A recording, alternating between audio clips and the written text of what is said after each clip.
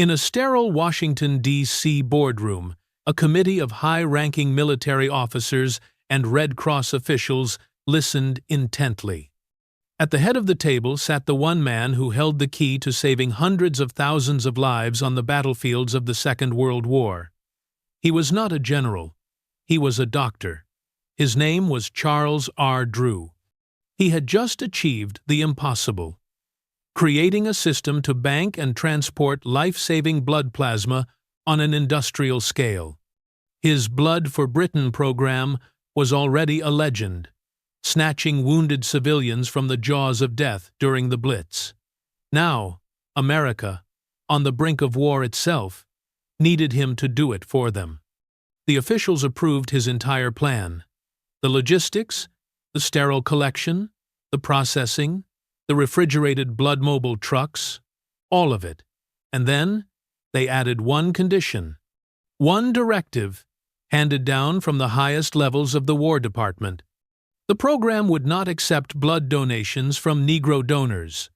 The man who had just revolutionized modern medicine, the man they were hailing as a national hero, the man sitting at that very table, was an African American, and he was being told that his own blood, and the blood of people who looked like him, was inferior, contaminated, and unacceptable for the war effort.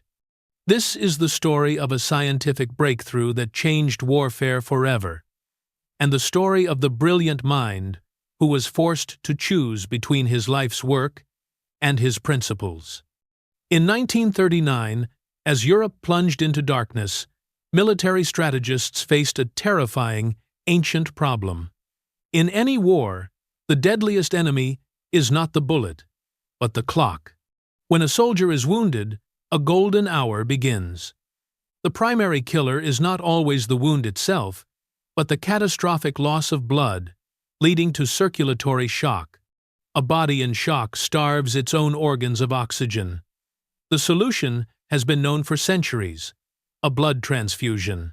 But on a battlefield, this solution was a logistical nightmare. The problem was whole blood itself. First, it was fragile. Once drawn from a donor, whole blood had a practical shelf life of only a few days, even when refrigerated. Battlefield refrigeration was a fantasy. Second, it was specific. Blood must be typed. Give a man with type A blood a transfusion of type B, and his own immune system will attack the new blood, killing him just as surely as the enemy's bullet. Organizing a chaotic, mobile battlefield hospital by A, B, AB, and O blood types was nearly impossible. Surgeons in the field were desperate. They watched thousands of young men die from wounds that should have been survivable. They needed a substitute. They needed something that could be stored for weeks, transported without refrigeration, and given to any soldier, regardless of his blood type. They needed a medical miracle. That miracle would come from the mind of a man who had spent his entire life overcoming obstacles. Charles Richard Drew was born in 1,904 inches, Washington, D.C. His father was a carpet layer. From a young age, Drew demonstrated an astonishing brilliance, not just in academics but in athletics. He was a star quarterback, a track champion, a gifted leader. He earned an athletic scholarship to Amherst College, where he was one of only a handful of black students. He excelled, but when he graduated, his path to medical school in America was blocked. Top-tier medical schools in the 1,922nd did not admit many, if any, black students. Undeterred, Drew looked north. He enrolled at McGill University in Montreal, Canada, a more progressive institution. It was there his fascination with blood transfusions began, working alongside Dr. John Beatty, who was studying the problems of shock. Drew thrived. He finished second in his entire graduating class. He stayed to complete his surgical residency, becoming an expert in the complex chemistry of blood. In 1938, he earned a prestigious fellowship to Columbia University in New York. with the specific goal of earning a doctorate. His timing was perfect. The university's surgery department was a hotbed of research into blood. They assigned Drew to a challenging theoretical problem: how to create a blood bank. At the time, this concept was science fiction. But Drew, with his surgical precision and researcher's mind, dove in. He immediately discarded the idea of banking whole blood. The problems of storage and typing were unsolvable.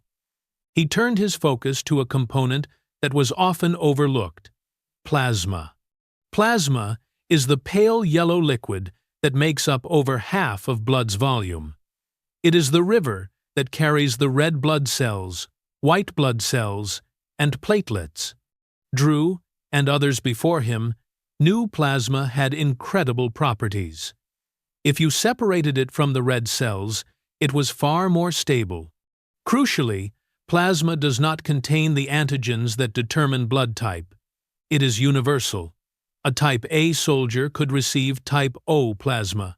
A type B soldier could receive type AB plasma. It made no difference. This was the solution. But it was only a theoretical solution.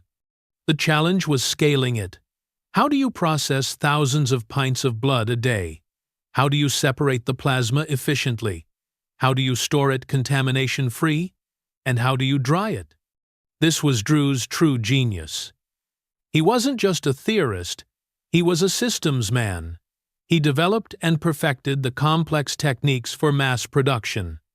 He established the protocols for centrifuging the blood, spinning it at high speeds to separate the heavy red cells from the light plasma. He developed methods for siphoning off the plasma into sterile containers.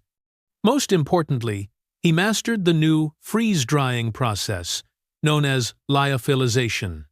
The plasma was frozen solid, then put in a vacuum, which turned the ice directly into vapor, leaving behind a fine, powdered plasma in a sterile, sealed bottle. This powder was as stable as sugar. It weighed almost nothing. It could be shipped anywhere in the world and stored for months, perhaps years. When a medic on the front lines needed it, he simply added a bottle of sterile distilled water, shook it, and had a life-saving universal transfusion ready in minutes. Drew compiled his findings into his doctoral thesis, Banked Blood, a Study in Blood Preservation. It was a masterpiece of medical science. His professors called it revolutionary. He became the first African American to earn a Doctor of Science in Medicine degree from Columbia. It was 1940, and across the Atlantic, bombs were raining down on London. The Battle of Britain was raging. The German Luftwaffe was systematically trying to bomb the British people into submission. Civilian casualties were catastrophic. The British health system was collapsing, their blood supplies exhausted.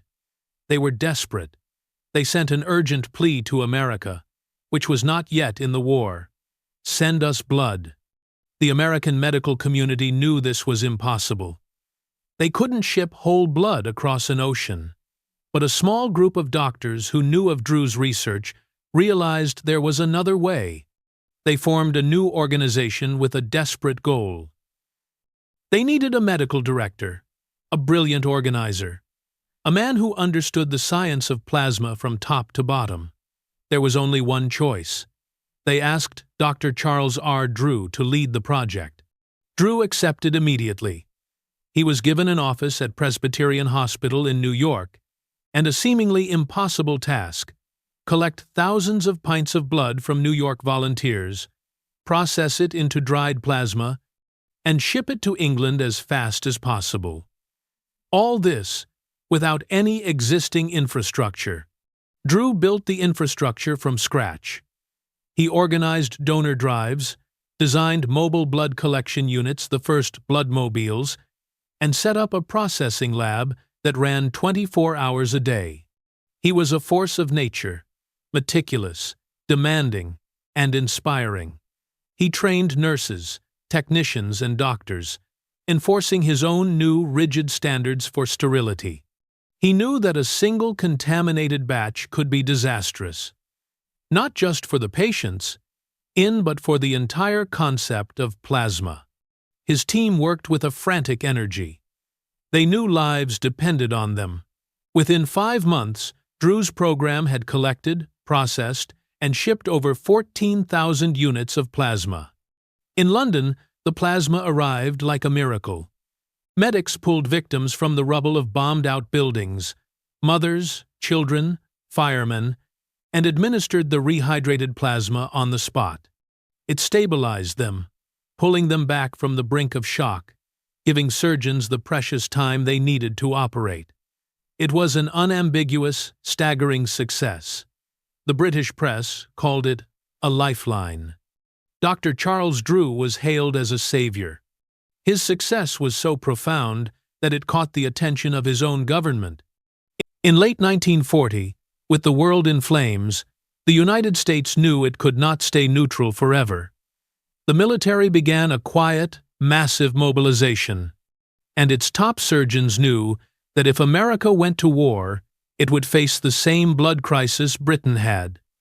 They needed a national blood bank, and they needed it yesterday. The American Red Cross, in partnership with the National Research Council, was tasked with creating this national program. They needed a director, and again, there was only one possible choice. In early 1941, Dr. Charles Drew was appointed the first-ever medical director of the American Red Cross Blood Bank. This was a monumental achievement. A black man had been placed in charge of one of the nation's most critical wartime medical projects. It was a position of immense power and responsibility. Drew essentially wrote the manual. He designed the national network of collection centers, the storage systems, the shipping logistics. He was, in every sense of the term, the father of the blood bank. He began his work with the same tireless energy he had shown during the Blood for Britain campaign. But almost immediately, he ran into a wall. It was not a scientific wall, but a political one. The American Red Cross was a quasi-governmental organization, and it took its directives from the U.S. military. And the military had a standing policy regarding blood. It was a policy rooted not in science, but in deep-seated, systemic racism. The directive was simple and blunt. The blood of persons of the colored race was not to be accepted. Drew was stunned. He was the world's leading expert on the subject, and he was being told to enforce a rule that was a scientific lie. He protested immediately and vigorously. He wrote letters, attended meetings, and argued with military officials. He stated, in no uncertain terms, that there was no scientific difference whatsoever between the blood of a black person and a white person. Plasma was plasma. To reject the blood of millions of patriotic black Americans who wanted to donate was not only insulting, it was medically indefensible and would weaken the war effort. His protests were ignored. The policy stood. Drew was faced with an agonizing choice. Should he resign in protest? Or should he stay, swallowing his pride, to ensure the program he designed would actually get built and save the lives of soldiers, even if it was built on a foundation of bigotry? He chose to stay. He reasoned that the program itself was too important. The lives of soldiers on the future battlefield were his priority. So, with a heavy heart, he began the work of building a national blood bank that officially rejected men and women who looked exactly like him. This policy did not go unnoticed. The black press, civil rights organizations, and many progressive white doctors were outraged. The irony was grotesque. America was preparing to fight a war against the racist ideology of the Nazis, while enforcing its own racist ideology at home. The pressure mounted. How could America ask black men to fight and die for their country, but refuse to accept their blood to save their fellow soldiers? The military and the Red Cross, facing a public relations disaster, finally buckled. In late 1941, they revised the policy. The revision was, perhaps, even more insulting than the original ban. The new policy was that the Red Cross would accept blood from African Americans. However, it must be processed, stored, and labeled separately. It would be Negro blood, and it would only be given to other Negro soldiers. The military would now operate two parallel blood banks, one white, one black. This was the scene that confronted Dr. Drew. The officials presented this as a compromise. To Drew, it was a catastrophe. It was a lie, codified as national policy. It institutionalized pseudoscience. He was being asked to personally sign off on and manage a system that segregated blood plasma, a substance he knew was universally interchangeable. He was being ordered to use his medical expertise to validate a racist policy. This time, the choice was clear. He could no longer stay silent. In a series of blistering public memos, Dr. Drew condemned the policy. He called it indefensible and unscientific. He wrote that the decision to segregate blood was a stupid blunder that makes a mockery of our democratic ideals. He knew the price of his dissent. He knew he was challenging the entire military hierarchy in a time of national crisis. But his integrity as a scientist and his dignity as a man would not allow him to participate. The program he had built from nothing, the donation centers, the processing labs, the life-saving system ready to save a nation, was being poisoned by this policy. He would not attach his name to a life-saving program built on a destructive lie. In early 1942, just as the program was becoming fully operational and America was reeling from Pearl Harbor, Dr. Charles R. Drew tendered his resignation. Dr. Charles Drew's resignation was a quiet, profound professional detonation. He had walked away from America's single most important wartime medical program at its apex. But he did not disappear. His anger was channeled from his person into his purpose. If he could not fix the system from within, he would build a new, better one from the outside. He returned to his alma mater in Washington, D.C., Howard University. It was the nation's most prestigious black medical school. He was immediately appointed head of the Department of Surgery and chief surgeon. He focused his sights on a new mission. If the American medical establishment was going to use racial barriers to stop men like him from becoming surgeons, he would simply train them himself, and he would train them to be so exceptionally good. The system would not dare to ignore them. Drew became a demanding, relentless teacher. He transformed Howard's surgery program into one of the finest in the nation. He was at the hospital before dawn. He left late at night. He demanded perfection from his residents and students. "Excellence of performance," he famously said, "will transcend artificial barriers." He was training an entire generation of African American surgeons. To them, he was more than a professor.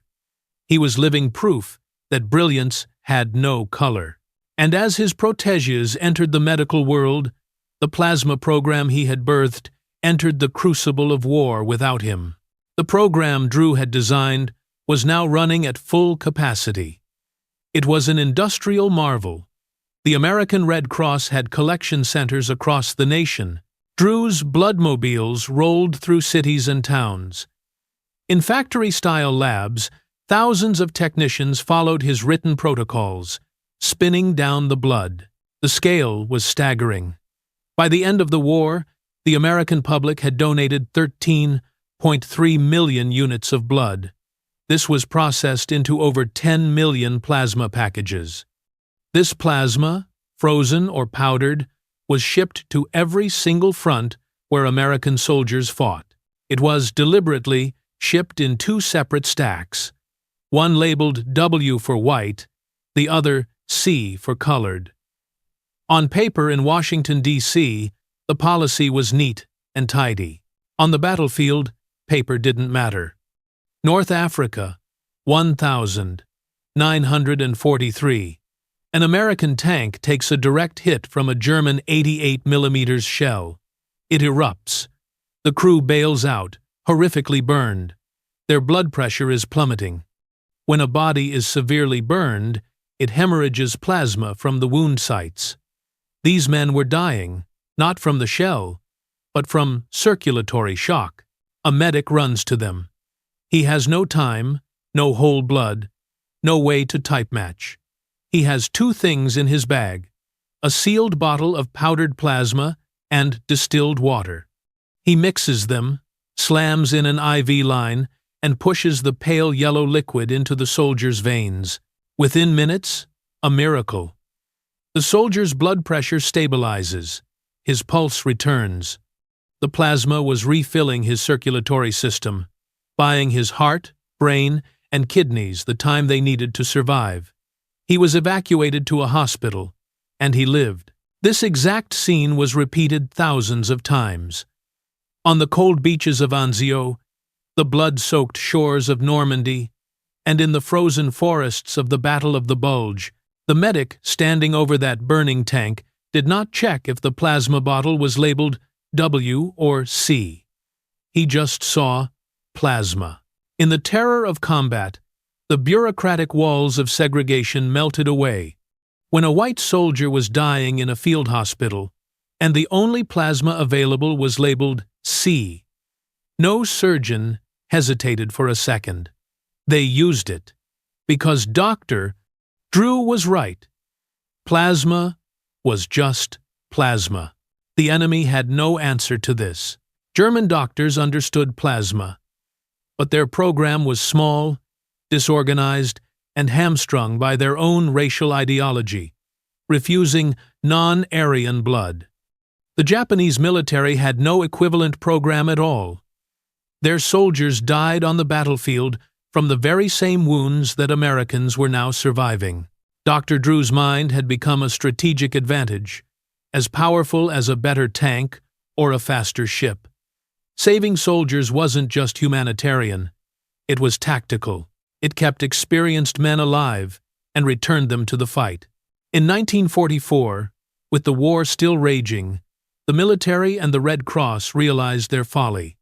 The segregation policy was not only wrong, it was a logistical nightmare on the front lines.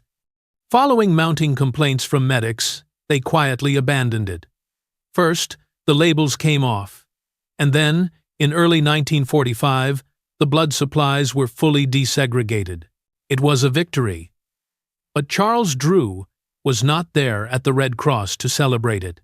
That same year, 1944, he was awarded the Spingarn Medal. It was the highest honor given by the NAACP for the outstanding achievement of an African American. He was recognized as the father of the blood bank. His fame was widespread. He was a living legend. The war ended. Drew continued his work at Howard. He continued to operate, to write, and to train. His next great goal was to break the racial barriers in the medical field itself. He became the first African American to be appointed an examiner for the American Board of Surgery. He was granted fellowship in the American College of Surgeons, an honor that had been denied to him for years because of his color. He was at the peak of his powers. A loving family, a brilliant career, and an uncounted number of people who were alive because of him. He was looking to the future. Then came the morning of April 1st. 1,950. Dr. Drew, then 45 years old, was driving with 3 other black colleagues to a medical conference in North Carolina. He had been driving all night and was exhausted. Near Burlington, North Carolina, at around 8 a.m., the vehicle veered off the road and overturned 3 times. It was a violent crash. The other passengers were injured, but survived. Charles Drew was not so fortunate. He took the brunt of the impact. His leg was crushed, and his main femoral artery was severed. He was bleeding, massively, When paramedics arrived, they found a man in profound shock. The man who had invented the way to save millions from shock was now dying from it himself.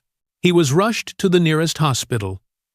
It was called Alamance General Hospital.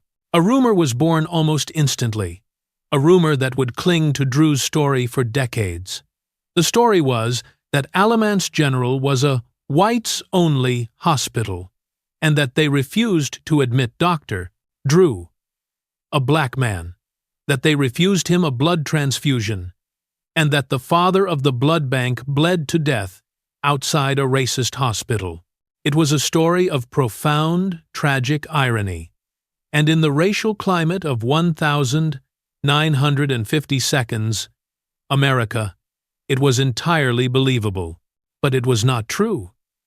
The truth, perhaps, was even more complex. The doctors at the hospital, all of them white, rushed to Dr. Drew. They admitted him to the emergency room.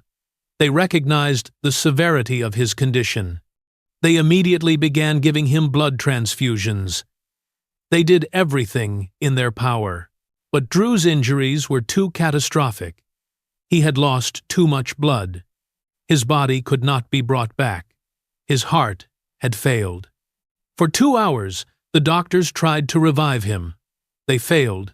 Dr. Charles R. Drew died on the emergency room table at the age of 45. He was not turned away from a whites-only hospital. But that does not mean racism did not play a role in his death. The real issue was that in the segregated South of 1,950, there was no adequate, high-level trauma care for African Americans. The nearest black hospital was miles away and ill-equipped. He was taken to the white hospital by default. Had he been in New York or Washington, D.C., he might have had immediate access to a superior, dedicated trauma center. But he was in rural North Carolina. His death, his friends would argue, was caused not by the malice of one hospital, but by the systemic racism that denied him access to first-class emergency care in the first place. The man who invented the blood bank did not die for lack of blood. He died at the hands of a system he had spent his entire life trying to change. The news of Dr. Charles Drew's death on April 1st, 1950, was a catastrophic blow. He was only 45 years old. The shock was felt most acutely in the community he had dedicated his life to building. At Howard University, surgeries were canceled. His students and residents, the young black surgeons he was molding into a new generation of leaders, walked the halls in stunned silence. He was more than a professor. He was their shield, their champion, and the living proof that they belonged at the highest levels of medicine. His funeral was a national event. Thousands gathered at the 19th Street Baptist Church in Washington, D.C., the same church he had attended as a boy. The crowd was a sea of black professionals, doctors, nurses, lawyers, and educators, alongside the everyday people of his community. But it was also attended by the white medical elite surgeons from Columbia, administrators from the Red Cross, and government officials. They came to pay respects to a man whose genius had forced them to acknowledge him, even when their own policies had tried to erase him. In the weeks that followed, the painful rumor of his death, that he had been turned away by a whites-only hospital and allowed to bleed to death, began to spread like fire. It was printed in black newspapers and whispered in communities across the country. The story was so potent because it felt true. It was a perfect, tragic encapsulation of the daily injustices of segregated America. It was a story that could have happened, and did happen, to countless other black Americans. The truth, as confirmed by the very colleagues who were in the car with him, was more complex. The white doctors at Alamance General Hospital had tried to save him. They had admitted him. They had administered blood transfusions. But the rumor persisted for decades. It persisted because it highlighted a deeper, systemic failure. Charles Drew did not die because of one doctor's malice. He died because the entire system of segregation meant that in rural North Carolina, a world-class, high-level trauma center, the kind of facility his injuries demanded was simply not available to a black man in time. The system he fought his entire life had failed him at the most critical moment. But a legacy is not defined by the tragedy of its end. It is defined by the power of its impact. And Drew's impact was already echoing on a global scale. To understand what he had done, one must return to the battlefields he never visited. Before Charles Drew, battlefield medicine was a brutal numbers game. A soldier hit in the torso or a limb, severing an artery, was a dead man. Medics could apply tourniquets and pressure, but they were only delaying the inevitable. The clock was ticking. Without a transfusion, the body's organs would shut down from shock. Drew's plasma program changed the clock. Imagine a beach in Normandy, 1944. A soldier is ripped apart by machine gun fire. He's bleeding out in the sand. A medic crawls to him. He doesn't need a refrigerator. He doesn't need to test the man's blood type. He pulls out 2 sterile bottles from his pack, one of dried plasma powder, one of distilled water. He combines them, shakes the mixture, and plunges the needle into the soldier's arm. He is not replacing the red blood cells. He is doing something more important. He is refilling the system. He is giving the soldier's heart a liquid to pump, keeping the blood pressure from collapsing, keeping the brain and kidneys alive. He has paused the clock. He has bought that soldier 2, 3, maybe 4 more hours. Enough time to get him off the beach, onto a hospital ship, and onto an operating table. Now, multiply that single medic by tens of thousands. Multiply that soldier by hundreds of thousands. In the brutal island-hopping campaigns of the Pacific, where Japanese soldiers fought to the last man, American casualties were horrific. But American survival rates were unlike anything in the history of warfare. Japanese military doctrine accepted massive losses. Their medical logistics were primitive. They had no equivalent to the plasma program. An American soldier and a Japanese soldier could receive the exact same wound, and the American would live, while the Japanese would die. This was Charles Drew's strategic victory. His mind had created a weapon more effective than a new rifle.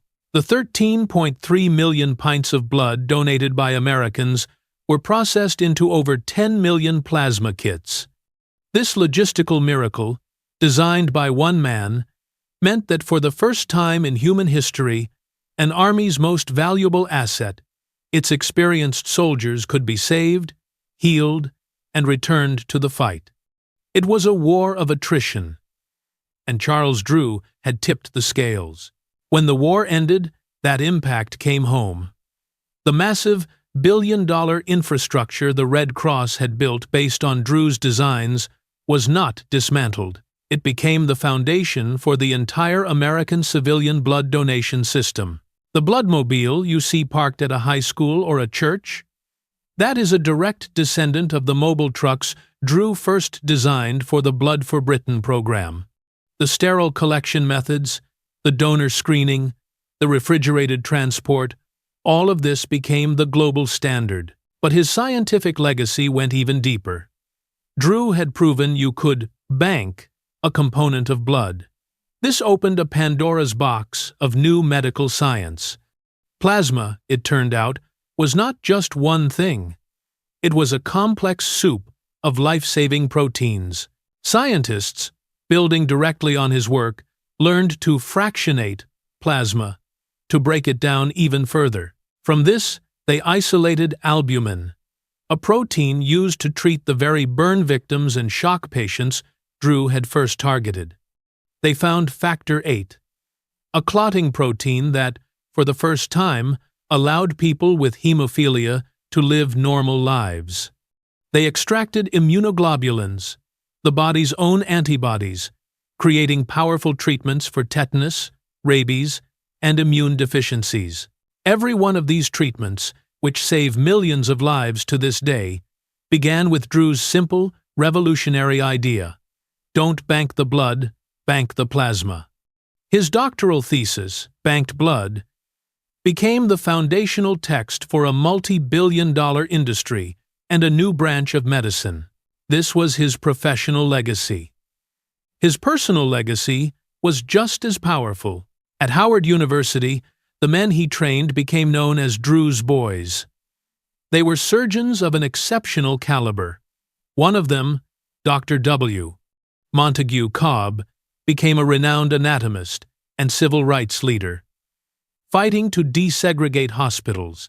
Another, Dr. LaSalle D. Leffall Jr., became one of the nation's most prominent cancer surgeons and the first African-American president of the American College of Surgeons.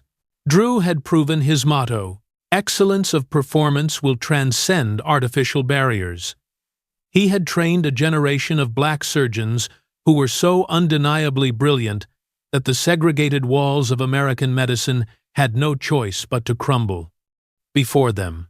And yet, for decades, official recognition was muted. The Red Cross, while using his system, was quietly embarrassed. He was a hero who had publicly defied them and exposed their racist policies. It was easier to celebrate the program than the man, but history has a way of finding the truth. Civil rights leaders and his own proud students refused to let his story be a footnote. They fought for his recognition. In 1980, the U.S. Postal Service issued a stamp in his honor in its Great Americans series. Medical schools, public clinics, and research centers across the country were named after him. And, in an act of profound historical correction, the American Red Cross headquarters in Washington, D.C., is today named the Dr. Charles R. Drew National Headquarters. The very institution that had once enforced a policy of segregation now operates from a building bearing the name of the black man who built it and who had the courage to defy it. His story is the story of a profound paradox. He was a fierce patriot who was betrayed by his country's policies. He was a scientist who had to fight a war against ignorance before he could fight the one against death. He created a system to save a nation, even as that nation refused to see him as an equal. The ultimate irony of his life was not the rumor of his death. The ultimate irony is that countless soldiers, saved on the battlefield by his universal plasma, returned home from the war to their towns in Texas, Alabama, and Mississippi, and continued to support the very segregated system that Dr. Drew had defied. His plasma had saved their lives, but it had not changed their minds. His real battle was never just about blood. It was about a simple, scientific, and human truth, that what flows inside us is all the same. It is a truth that was more powerful than any military policy, and a truth that ultimately, long after his death, won out.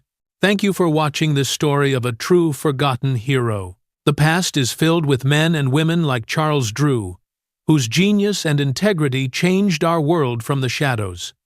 Their stories deserve to be told. If you believe this history matters, please hit the subscribe button and join our community. It helps this channel continue to unearth these forgotten histories. And we want to hear from you. Leave a comment below telling us what part of Dr. Drew's story impacted you the most, and let us know where you are watching from. It is incredible to see how far these stories travel. Finally, we are planning our next stories. If you would like to see more videos on the forgotten heroes of World War I, let us know in the comments. Your feedback decides what history we uncover next. Thank you for keeping these stories alive.